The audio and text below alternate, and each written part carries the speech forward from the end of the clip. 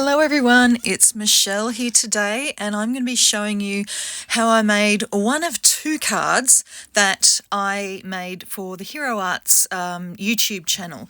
So on the YouTube channel for Hero Arts you'll be able to see both of the cards, but here I'm just showing one. So I'm starting with the stamp set that is included in the Hero Studio card kit of the month, and it's this fun set that creates a scene of a road going towards the horizon.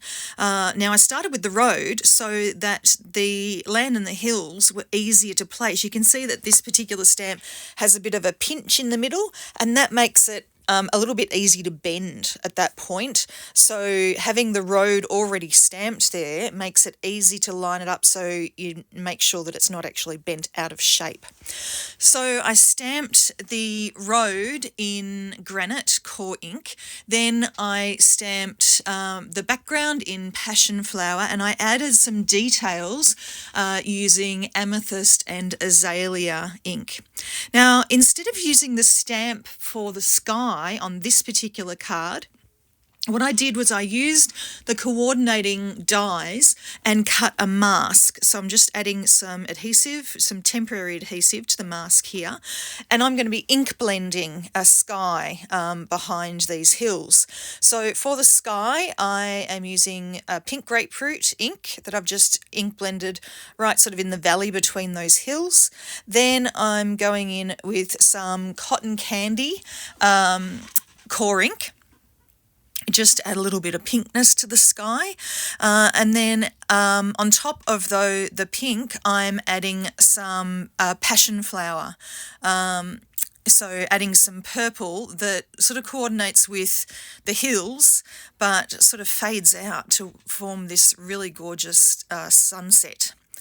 Okay, so I'm going over this a few times. So I started with the orange, went to the pink, and then went to the purple, and then I went back to the pink and then back to the orange again, just to get the level of intensity that I was looking for.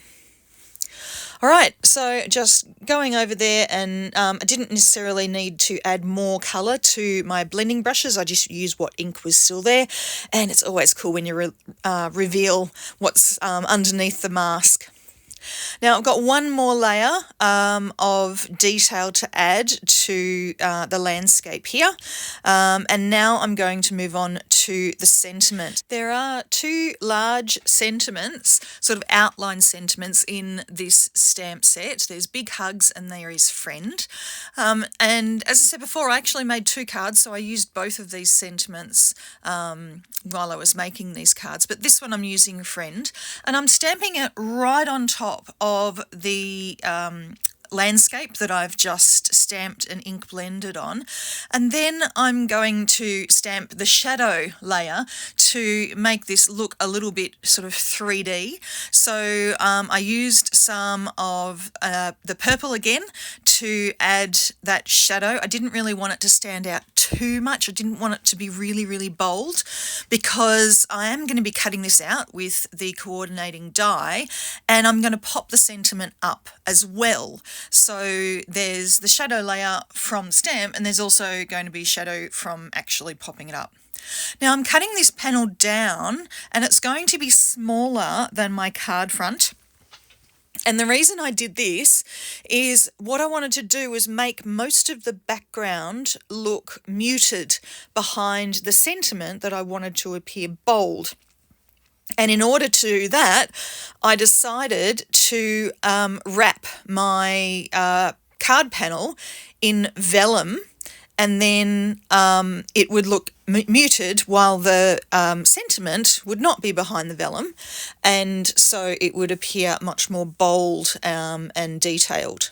So yeah, I'm just sort of lining things up and making sure I have everything the right size here, and cutting my panel down. And now I'm cutting down a piece of vellum so that I've got enough vellum to overlap around the edges, and then I'm just using my fingers to fold that vellum over the edges of my panel.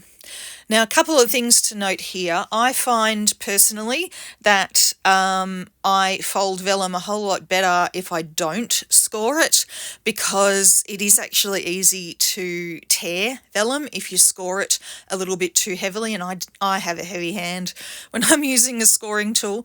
Now, also, I'm cutting the corners off here so that I don't have extra bulk behind the panel. And another thing, you'll see that when I put adhesive over the back of this, I don't really care that some of it actually goes over the window that's behind the word. And the reason for that is it's going to be hidden anyway by the sentiment. Now, I thought I would add a postage stamp that is also part of this stamp set, the Hero Studio Stamp and Cut set of the month, and a stamp sort of mark that shows that that stamp has been cancelled, to make this kind of look like a postcard. So I wanted it to be purple, but I was a bit worried about the purple ink smearing on the vellum. So what I decided to do was stamp in watermark and embossing ink, and then stamp immediately over the top of it in the purple ink, and then I could clear emboss it. Now, with the stamp mark over the top of it, I decided to do that in silver just for something a bit different. Now, I also stamped a sub-sentiment onto some pale purple cardstock. I stamped the You Go Girl sentiment there, just so I can add that underneath the larger sentiment. So you can see here, I'm putting the adhesive right over the middle. It doesn't really matter. I'm making sure I use a really strong adhesive, because I'm sticking vellum to the cardstock. I want it to have a really firm hold there. Now, here I am using some foam adhesive and making sure I've got plenty of that behind my main sentiment, so that will be popped up on top of the sort of hole that it came out of, and then I'll be adding the sub-sentiment underneath. And then my card is done. Now, as I said, I did make 2 cards for this project, so you can check out the Hero Arts YouTube channel to see the second card, or you can see photos of that second card on my blog as well. I hope you found this interesting, and we'll see you back again next time, but here's a little sneak peek of that second card. See you next time. Bye.